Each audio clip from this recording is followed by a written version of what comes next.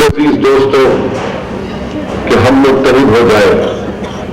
आज आप देखते हैं कि मुल्क में क्या माहौल है।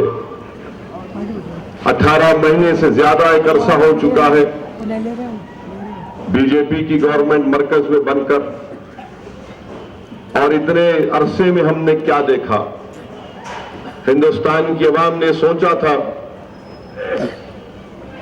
कि वो बीजेपी को वोट डालेंगे तो शायद सरहद के ऊपर हमारे सिपाही नहीं मारे जाएंगे, मगर जब से हिंदुस्तान के वजीर आजम मोदी बने हैं, कोई दिन ऐसा नहीं जाता जहां पर सीज फायर का वायलेशन नहीं होता।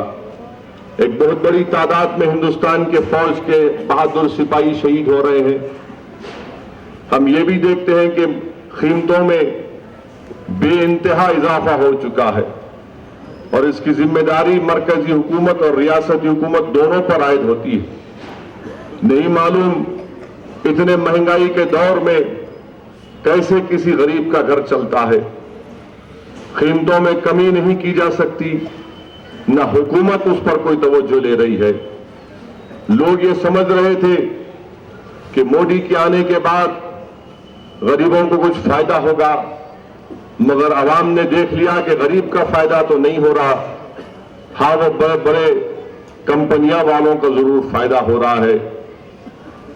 अवाम ये समझ रही थी कि बीजेपी की कामयाबी के बाद जो मोदी ने वादा किया था कि वो ब्लैक का पैसा लेकर आएंगे, मगर अब तक हिंदुस्तान को कितना पैसा आया उसका हिसाब किताब भी मरकजी हुकूमत नहीं दे सकती।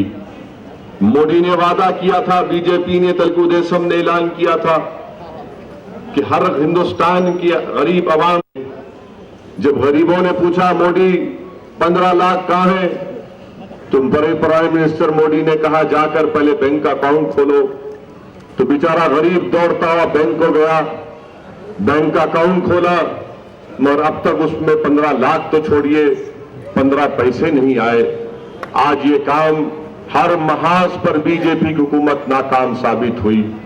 अफसोस के साथ ये भी कहना पड़ता है कि दादरी में इखलाक नामी एक शख्स को महज शक की बुनियाद पर घर में घुसकर बीजेपी के लोग उसको शहीद कर देते हैं। ये इखलाक बकरीद मनाने के बाद अपने घर में ईद की खुशियां मना रहा था, तो संघ परिवार से ताल्लुक रखने वाले लोग, जिसमें बीजेपी के लीडर का बेटा भी गिरफ्तार हुआ, इखलाक के घर में घुसकर उसके पहली मंजिल की बिल्डिंग से उसको मारते हुए नीचे लाते हैं, बीवी के सामने उसको मारते हैं, उसकी 75 साल ज़ईफ मां के सामने इखलाक को मारा जाता है। बेटा अपने बाप को बचाने के लिए दौड़ता है तो बेटे को इतना बुरी तरह सर पे मार दिया जाता है कि वो 15 दिन दवाखाने में रहा, उसके सर का 2 ऑपरेशन हुआ।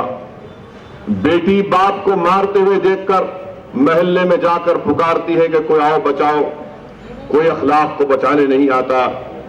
अपनी मां, अपनी बीवी और अपनी बेटी के सामने अखलाक दम तोड़ देता है, मगर हमारे हिंदुस्तान के वजीर आजम ये अपनी जबान को नहीं खोलते, खामोश रहते हैं।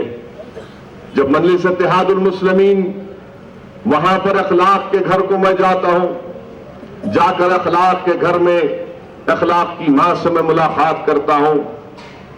मेरे पास अल्फाज नहीं थे कि मैं अखलाक की मां से क्या कहूं। एक 75 साल औरत, एक मां ये उम्मीद करती है कि जिस उम्र में वो पहुंच चुकी थी, वो उम्र ये उम्मीद करती है कि अगर मैं इस दुनिया से जाऊंगी तो अपने बेटे के कंधे पर जाऊंगी और मेरा बेटा ही मुझे अपनी खबर में उतारेगा। मगर उस मां की आंखों के सामने उसका बेटा शहीद हो गया। असदुद्दीन ओवैसी के पास कोई अल्फाज नहीं थे। मैं तो सिर्फ उस मां से हिम्मत करके उस ज़ईफ औरत से कहा कि अम्मा हिम्मत मत हारो, अल्लाह आपके साथ है, और उसकी बेटी से मुलाकात किया। जब मैं घर से निकल रहा था तो अखलाक की मां ने मुझे पुकार कर कहा, मुझे बुलाकर कहा कि बेटा तू आज हमारे मुसीबत के वक्त हमारे पास आया है, इंशाअल्लाह ताला अल्लाह तेरी हर मुसीबत को दूर करेगा। और उस मां ने भी कहा कि देखो मैंने अपने बेटे को खो दिया, ये कोशिश करो कि मेरे बेटे अखलाक की तरह और कोई इस तरह ना मारा जाए। हमारे हिंदुस्तान के वजीर आजम इस पर कुछ नहीं बोलते। इस तरह के कई वाकयात होते हैं। बीजेपी के पास न हिंदुस्तान की इकोनॉमी को सही करने का कोई प्रोग्राम, न आवाम की सहूलत को अच्छा करने का कोई प्रोग्राम। हिंदुस्तान की बड़ी बड़ी रियासतों में किसान खुदकुशी कर रहे हैं, मगर हमारे वजीर आजम खामोश बैठे रहते हैं। और हद तो ये हो गई कि गच्चीबोली में हैदराबाद सेंट्रल यूनिवर्सिटी में एक दलित बच्चे पर जुल्म किया गया। वो मायूस होकर अपनी जान ले लेता है। सबसे पहले वहां कौन जाते हैं? असदुद्दीन ओवैसी वहां पर जाता है। उन दलित बच्चों के साथ एहतजाज मैं करता हूं और मुतालबा करता हूं कि इन बच्चों के जो निकाल दिया गया दोबारा लिया जाए। आज लखनऊ में हम देखते हैं कि हिंदुस्तान के वजीर आजम कहते हैं कि रोहित का नाम लेकर जो बच्चा, जो दलित बच्चा वहां पर अपनी जान ले लिया, वजीर आजम अपने स्टाइल में बोलते कि एक मां ने अपने बेटे को खो दिया। हिंदुस्तान के वजीर आजम कहते हैं कि एक मां ने एक बेटे को खो दिया। हिंदुस्तान के वजीर आजम अखलाक की मां ने भी अखलाक को खोया। आपकी जबान पर अखलाक का नाम क्यों नहीं आया? आज आप बड़े जज्बाती नजर आ रहे थे, मगर क्या अखलाक का मरना वो मरना नहीं था? अच्छा किया आपने कि रोहित के बारे में कुछ तो कहा, मगर आए दिन मुसलमानों पर और दलितों पर जुल्म किया जाता है। मेरे अजीज दोस्तों और बुजुर्गों, आज मुल्क के जो हालात हैं वो ये है कि फिरका परस्त ताकतें ये चाहते हैं कि हिंदुस्तान के सेकुलरिज्म को हमेशा के लिए खत्म कर दिया जाए। फिरका परस्त ताकतें ये चाहती हैं कि हिंदुत्व तहजीब को, आरएसएस की सोच को हिंदुस्तान पर लागू कर दिया जाए। आप देखते हैं कि याकूब मेमन का मामला आया, जब मजलिस ने आवाज उठाई, मजलिस ने एक मौकफ को इख्तियार किया, तो सारे मुल्क में एक वावेला मच गया कि देखो ये लोग क्या कर रहे हैं। हम ये पूछना चाहते हैं कि हमको जमहूरियत में अपनी आवाज उठाने का इख्तियार नहीं है। मजलिस इत्तेहादुल मुस्लिमीन पर इल्जाम लगा दिया जाता है। बीजेपी, संघ परिवार, शिवसेना, तमाम फिरका परस्त ताकतें और ज़हीनियत रखने वाले लोग मजलिस को कहते हैं कि इनको हिंदुस्तान से मोहब्बत नहीं है। आखिर ये होते कौन है ये लोग जो हम पर इल्जाम लगाते हैं कि मुल्क से मोहब्बत नहीं है?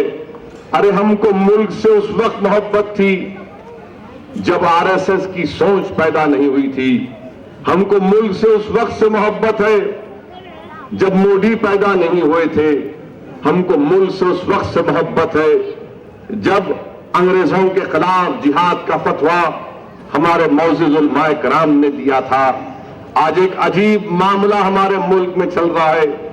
एक तरफ बीजेपी मजलिस को मुल्क के खिलाफ कहती है, तो दूसरी तरफ कांग्रेस ये कहती है कि ये फिरका परस्त है। ऐसा लगता है कि दोनों दुकान खोलकर बैठे हैं। मुशीराबाद के चौरस्ते के ऊपर नोटरी की एक दुकान बीजेपी की है, जो कहते हैं हमारे पास आकर जो स्टैंप में लेकर गया कागज पर, तो वो नेशनलिस्ट हो गया, कौम परस्त हो गया। और कांग्रेस कहती है जो हमारे पास आकर स्टैंप लिया कागज के ऊपर, वो सेक्युलर हो गया। मैं कांग्रेस और बीजेपी दोनों से कहना चाहता हूं कि मुझे तुमसे सेक्युलरिज्म की और नेशनलिज्म के सर्टिफिकेट की जरूरत नहीं है। तुमको जितनी मोहब्बत इस मुल्क से है, उससे ज्यादा मोहब्बत हमको हिंदुस्तान से है। सेक्युलरिज्म के सही माने अगर कोई जानता है तो हिंदुस्तान का मुसलमान जानता है। बताइए, हिंदुस्तान की आजादी के बाद से आज तक अगर दलितों और मुसलमानों पर इतना जुल्म ढाया गया, किसी और पर इतना जुल्म नहीं ढाया गया। हमसे मस्जिद हमारे आंखों के सामने शहीद कर दी गई। मलियाना का फसाद कब हुआ? जब कांग्रेस इख्तिदार में थी। हाशिमपुरा में 45 मुसलमानों को गाड़ी में डालकर नदी के किनारे ले जाकर गोली मारकर उनकी लाशों को फेंक दिया गया। 4 लोग बच गए थे। कौन था वजीर आजम? कांग्रेस के राजीव गांधी थे। किसकी हुकूमत थी? उत्तर प्रदेश में कांग्रेस की हुकूमत थी। 6 दिसंबर को बाबरी मस्जिद शहीद हुई। कौन था वजीर आजम? नरसिम्हा राव था। कौन था वजीर आजम जब बाबरी मस्जिद के ताले खोले गए थे? राजीव गांधी हिंदुस्तान के प्राइम मिनिस्टर थे। अरे बताओ, सब चीज तुम्हारे दौर इख्तिदार में हुई। बंबई में फसाद हुआ, तुम्हारे दौर में किया गया। बताओ, तुमने कौन सा इंसाफ हमसे किया? जब तक मजलिस कांग्रेस की दिल्ली में मनमोहन सिंह की तारीफ कर रही थी तो असदुद्दीन ओवैसी इनके लिए दूल्हे भाई थे। जब हमने उनका साथ छोड़ दिया तो हम अचानक इनके दुश्मन हो गए।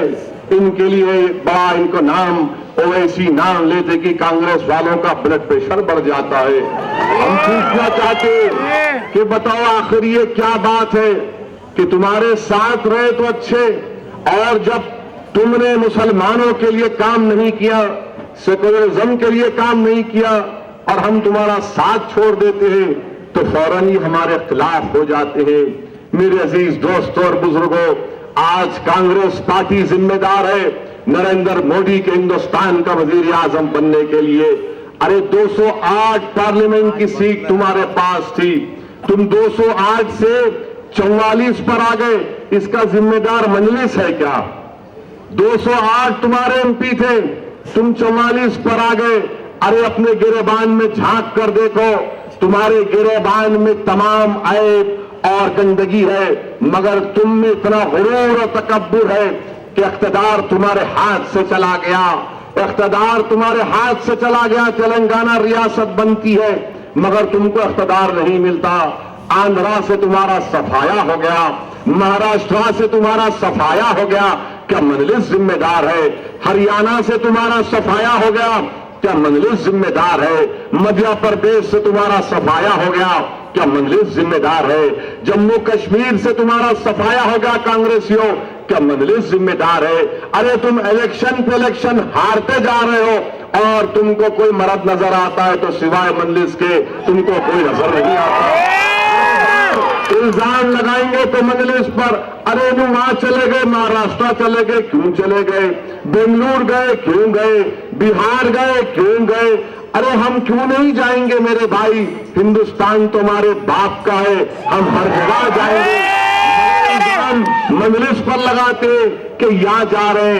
अरे तुम जहां कहीं तुम मोदी से मुकाबला कर रहे, तुम हार जा रहे।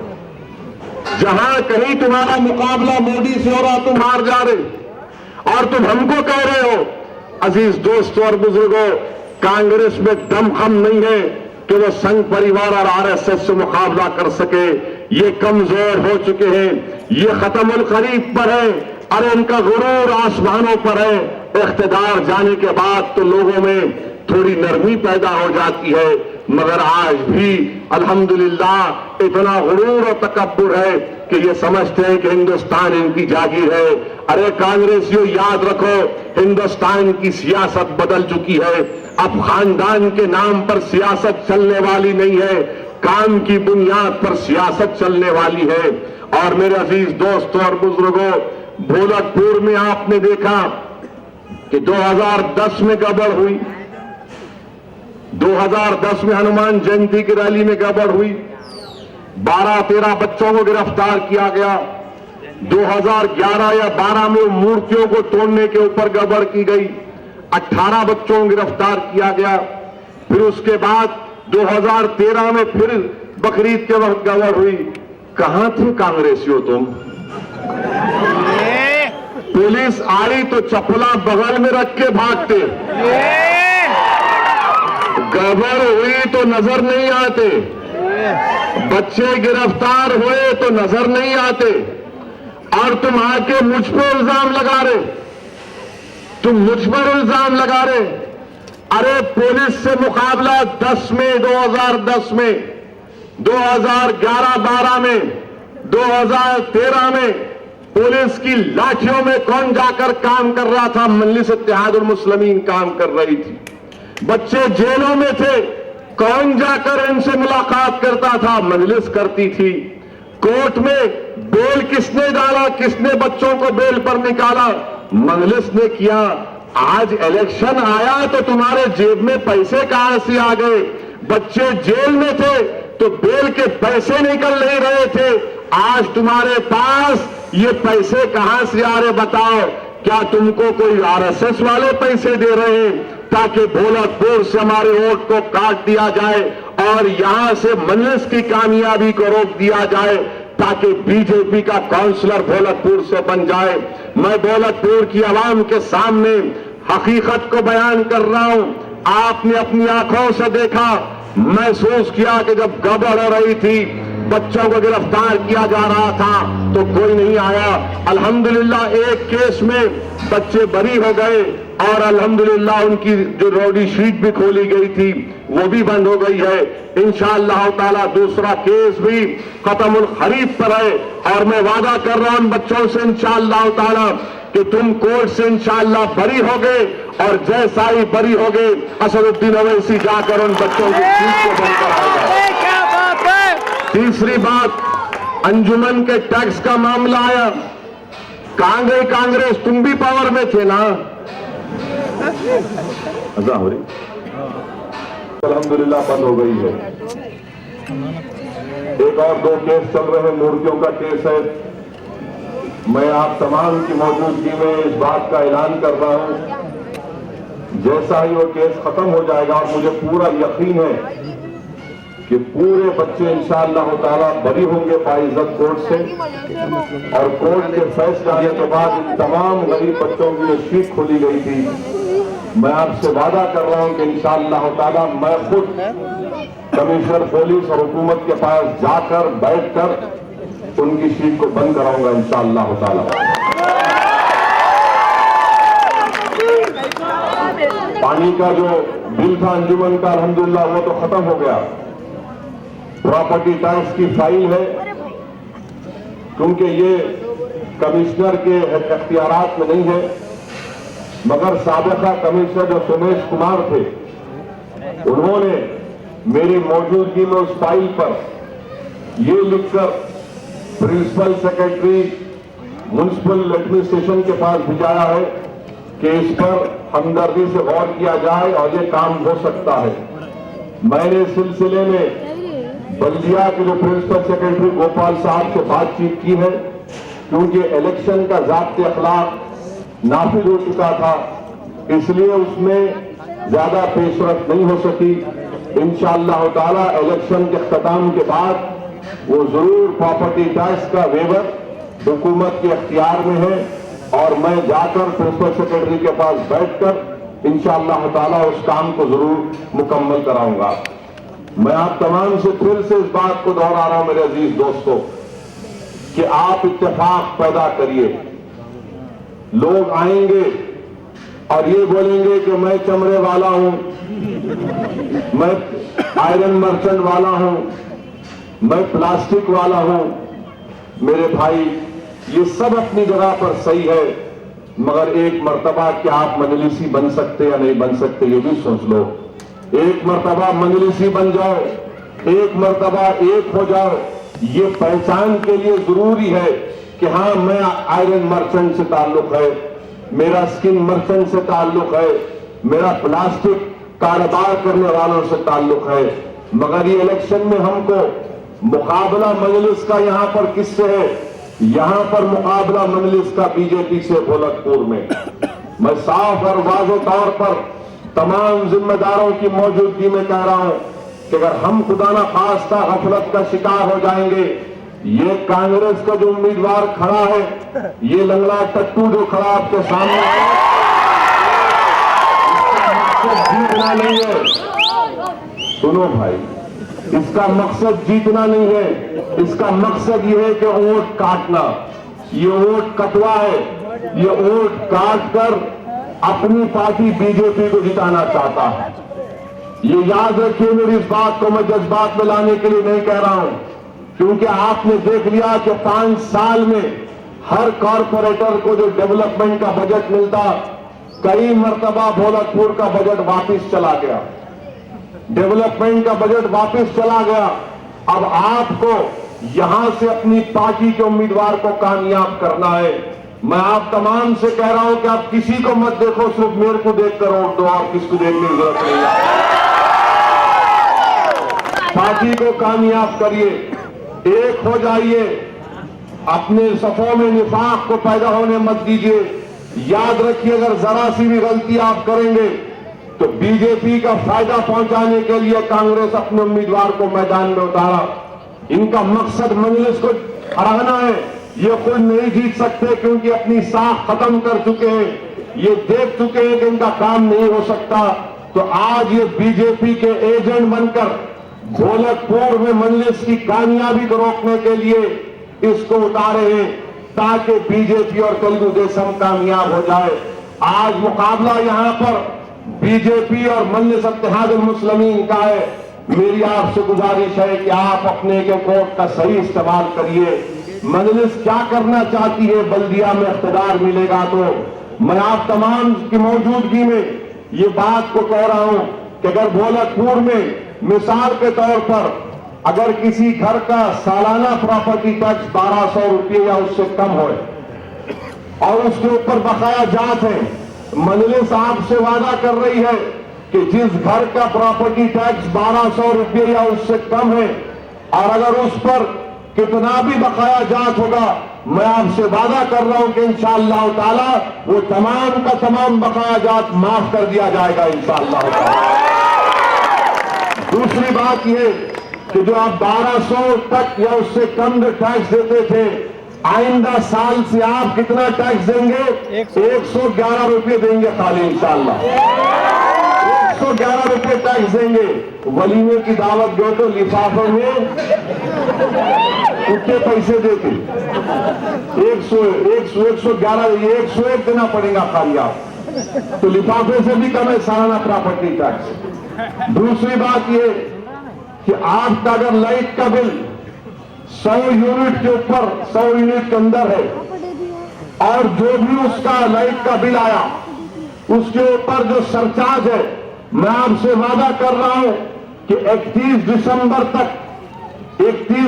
2015 तक जिस किसी के घर में 100 यूनिट के अंदर लाइट का बिल है और उसके ऊपर सरचार्ज है, वो तमाम का तमाम इंशाअल्लाह ताला माफ हो जाएगा। कोई पैसे देने की जरूरत नहीं लाइट के बिल को। और अगर 100 यूनिट के ऊपर है तो आप जो बिल है दीजिए, सरचार्ज इंशाअल्लाह ताला मजलिस माफ करा कर रहेगी।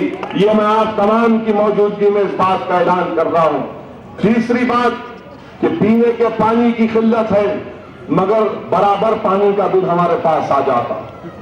मैं आपसे वादा कर रहा हूं कि इंशाअल्लाह ताला जो पानी का बिल है जिस पर बकाया जात है वो भी इंशाअल्लाह ताला हम बल्दिया से माफ कराएंगे। किसी को अपने पानी का बिल का बकाया देने की जरूरत नहीं है। फरवरी से जो पानी का बिल आएगा वो आप अदा करिए, मगर जो बकाया है इंशाअल्लाह ताला उसको मजलिस माफ करा देगी। चौथी बात यह है कि मच्छरों की कसरत है। सियासी मच्छर बहुत है, इलेक्शन आ गया तो बहुत मच्छर आते हैं। और अब तो मजे की बात यह है कि यहाँ के मच्छर जो है जाकर 4 मीनार में भी काम कर रहे सुना है। ठीक है, करिए आप, हमारे को इतराज नहीं है। अगर आपका पेट भर रहा है तो अच्छा है, मगर जो असल मच्छरों के खात्मे के लिए बल्दिया में जो एंटोमोलॉजी का डिपार्टमेंट है उसको मुस्तहकम करेगी मजलिस इत्तेहादुल मुस्लिमीन। फ्रॉगिंग का सही इस्तेमाल होगा और जहां पर मच्छरों की पैदावार होती है वहां पर उसको फ्रॉगिंग करा के दवाएं डालकर उसको खत्म। बुजुर्गों के बल्दिया में 2450 जायदादें खाली है। हम आपसे वादा कर रहे हैं कि इंशाअल्लाह ताला इख्तियार अल्लाह ने और आपकी दुआओं से मजलिस को मिलेगा। वो 2450 जायदादों को पूर्ण किया जाएगा जिसमें मुसलमानों को 5% तहफ़्फ़ुज़ात के तहत उसमें भी नौकरियां हमारे बच्चों को, बेरोजगार पढ़े लिखे बच्चों को निकलेगी। एक और बात आपके सामने ऐलान कर रहा हूं कि 2750 और नौकरियों की जरूरत है बल्दिया में। मजलिस 2750 नौकरियों को निकालेगी। उसमें भी 5 महीने होते एक मरतबा खामोश हो गए, बस वो शरीयत का हुक्म है। 2750 नौकरियां हैं निकलेगी, उसमें भी 5% मुसलमानों को हिस्सा मिलेगा। ये मैं हमारे पढ़े लिखे नौजवानों से वादा कर रहा हूं। एक तो 2400 2700 जायदादें खाली हैं, 2400 नई जायदादें निकलेंगी। ये तमाम काम मजलिस करना चाह रही है। और आपसे एक और बात का ऐलान कर रहा हूं कि मैंने अपने एमपी फंड से आज से 6-7 साल पहले एक पानी का यूनिट लगाया था। जहां पर बोरवेल होगा वहां पर आरओ प्लांट लगाकर बोरवेल के पानी को साफ करके 1 रुपया डाले तो 11 लीटर पानी निकलता था। किनली बिस्लरी के पानी से बेहतर पानी आता था। और माजी में भोलकपुर में गंदे पानी की वजह से कई बच्चों की अमवात हुई थी, कई लोग बीमार पड़े थे। मैं आपसे वादा कर रहा हूं कि भोलकपुर में इंशाअल्लाह ताला ऐसे 7 या 8 मैं पानी के प्लांट लगाऊंगा जिससे साफ पानी आएगा। 1 रुपया आप डालेंगे उसमें 11 लीटर साफ पीने का पानी आपको मिलेगा। और इसका फायदा ये होगा कि हमारे बच्चे जो बीमार पड़ जाते गंदा पानी पीकर, हमारे बुजुर्ग हजरात बीमार पड़ जाते हैं, इंशाअल्लाह ताला और बीमारी में कमी आएगी। मजलिस ने यह भी एक्शन प्लान तैयार किया कि बल्दिया में, ग्रेटर हैदराबाद बल्दिया की तरफ से अर्बन हॉस्पिटल कायम किए जाएंगे, क्योंकि आज के इस दौर में महंगाई अपने आसमान को छू रही है। अगर कोई गरीब बच्चा या कोई बुजुर्ग हमारे बीमार पड़ जाते हैं, डॉक्टर के पास जाना, उसकी फीस देना और फिर दवाएं खरीदना, ये कोई गरीब के बस की बात नहीं है। ये हम यहाँ पर बल्दिया के तहत अर्बन हेल्थ पोस्ट खोलकर यहाँ पर गरीबों को टीबी इमदाद पहुंचाने की इंशाअल्लाह पूरी कोशिश करेंगे।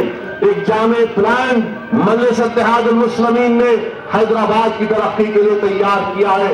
कांग्रेस के पास कुछ भी नहीं है, खाली इल्जाम लगाना। सुबह से लेकर शाम तक खाद में भी उनका सदुद्दीन ओवैसी नजर आ रहा है उनको। खाली एक ही वजीफा पढ़ रहे, ओवैसी मजलिस, ओवैसी मजलिस, ओवैसी मजलिस। अरे कभी काम की तो बात करो। बताओ तुमने 5 साल में क्या किया था? अरे बताओ कांग्रेस पार्टी, तुम 100 साल के ऊपर बुढ़े हो चुके हो, 100 साल के ऊपर उनकी उम्र हो चुकी है, मुंह में दांत नहीं, हमसे पंजे लड़ाने। अरे तुम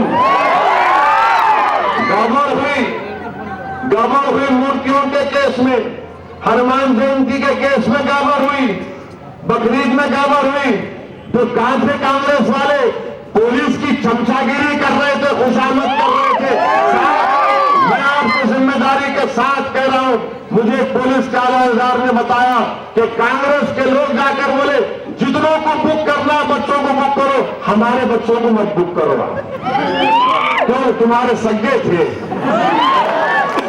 कौन थे वो जो बच्चे पकड़े गए? तुम्हारे सगे नहीं थे। ठीक है, खून का रिश्ता नहीं है तो क्या कलमे का रिश्ता नहीं है जो सबसे बड़ा रिश्ता है? ये लोग निचली सियासत करते कांग्रेस के लोग। इनकी गंदगी की वजह से आज हिंदुस्तान के इक़्तिदार पर नरेंद्र मोदी जैसा वजीर आजम बनकर बैठा है। अगर ये अच्छे होते तो वजीर आजम नहीं बनता ये। बहरहाल मेरे अजीज दोस्तों, हमको बीजेपी को रोकना है, तेलुगु देशम और बीजेपी के बढ़ते हुए खत्मों को रोकना है। मैं आप भोलकपुर की आवाम से अदबन गुजारिश कर रहा हूं, बार बार जुमले को दोहरा रहा हूं कि मुत्तहिद हो जाइए, अपने वोट का नुकसान मत करिए खुदा के वास्ते। अगर आप मुत्तहिद नहीं होंगे तो याद रखिए नुकसान हमारा होगा। 5 साल आपने देखा क्या डेवलपमेंट हुआ। जितना डेवलपमेंट हुआ था वो मजलिस के कॉर्पोरेटर जब कामयाब हुए थे, उसके बाद क्या डेवलपमेंट हुआ, ये तमाम चीजें आपके सामने हैं। मेरे से बेहतर आप लोग इस बात को जानते हैं। इसीलिए मैं आप तमाम से दबन गुजारिश कर रहा हूं कि मुत्तहिद होकर 2 फरवरी के दिन एक होकर अपने घर से निकलिए और जाकर अपना पतन के निशान पर बटन दबाकर अपनी जमात को कामयाब करिए। इंशाअल्लाह ताला 1-2-3 दिन के अंदर मेरा दौरा होगा यहाँ पर। मैं पूरे भोलकपुर में 2-3 घंटे दौरा करूंगा, आपसे मुलाकात करूंगा, आपसे रिक्वेस्ट करूंगा, आपसे गुजारिश करूंगा, आपसे बात करूंगा और आपकी बात को समझने की हम हर वक्त सुनने को तैयार हैं। आप देखिए कि यहाँ पर गवर्नमेंट का स्कूल है, अंजुमन का स्कूल है। हर साल मजलिस की तरफ से एसएससी के इम्तिहान में तुलबा और तालिबात को ऑल इन वन गाइड दी जाती है। कांग्रेस क्या करे मुझे बताओ, आप क्या करे ये लोग सिवाय ये? आप क्या करना, 2 तारीख को बोलना टाटा निकालो उसको यहाँ पार्टी का। ढोलकपुर की सीट पर हमको अपने कब्जे को बरकरार रखना है, कामयाबी को हासिल करना है और इसके लिए सबको मुत्तही होना पड़ेगा। मैं जानता हूं मसाइल है, मैं जानता हूं इख्तलाफ है, मगर याद रखिए हम तमाम के इख्तलाफात अपनी जगह पर, मगर हमारी इज्तिमाइयत, हमारे पूरा मफाद जो मेरी मफाद है हमारे इख्तलाफात से बड़ा है, वो बड़ा है। और आपको दिल बड़ा करना पड़ेगा। आपको अपना दिल बड़ा करते हुए अपनी जमात की कामयाबी के लिए आपको काम करके आगे बढ़ना पड़ेगा। बीजेपी के बढ़ते हुए खत्मों को रोकना है। तेलुगु देशम और बीजेपी बड़ी ललचाई नजरों से देख रही है कि कैसे इस तरह मुर्शिदाबाद के असेंबली सीट पर कामयाबी हासिल कर लिए, ये ढोलकपुर की सीट पर भी कामयाबी हासिल कर रहे। मुझे किसी ने बताया कि आरएसएस के बाहर से लोग आकर मीटिंगें कर रहे कि कैसे हमारे सफों में निफाक पैदा किया जाए और बड़ी बड़ी साजिशें रचा रहे। मुझे पूरा यकीन है कि इंशाअल्लाह ताला ये लोग साजिश रचाएंगे। अल्लाह बेहतरीन तदबीर करने वाला है, अल्लाह ही इनको नाकाम करेगा। मगर आपको अपनी जमात के लिए, अपनी आप के लिए, अपनी कामयाबी के लिए, अपने ढोलकपुर के रोशन मुस्तकबिल के लिए मजलिस इत्तेहादुल मुस्लिमीन के अपने वोट का इस्तेमाल करिए। मजलिस ने एक एक्शन प्लान बनाया है, इंशाअल्लाह ताला उस एक्शन प्लान पर अमलवारी होगी और ढोलकपुर में जो बरसों से जो काम जेरे तकमील है, जिन इलाकों को छोड़ दिया गया है, इंशाअल्लाह ताला मैं आपसे वादा कर रहा हूं कि उन तमाम कामों को सबसे पहले टेकअप किया जाएगा और इंशाअल्लाह ताला ढोलकपुर का वार्ड पूरे ग्रेटर हैदराबाद में सबसे बेहतरीन मिसाली वार्ड बनकर मजलिस इत्तेहादुल मुस्लिमीन उसको बनाकर आपको बताएगी। इसमें आप तमाम के तालीम की जरूरत है। इंशाअल्लाह ताला जो 2-3 दिन के बाद मेरा दौरा होगा, फिर एक और मर्तबा जलसा होगा और मैं इंशाअल्लाह ताला यहाँ पर अकबरुद्दीन ओवैसी का भी एक जलसा होगा। शिरकत करिए, उस जलसे को कामयाब भी करिए। ये कहते हुए मुझे और भी 3-4 जगह पर जाना है। आपसे इजाजत चाहता हूं। शुक्रिया।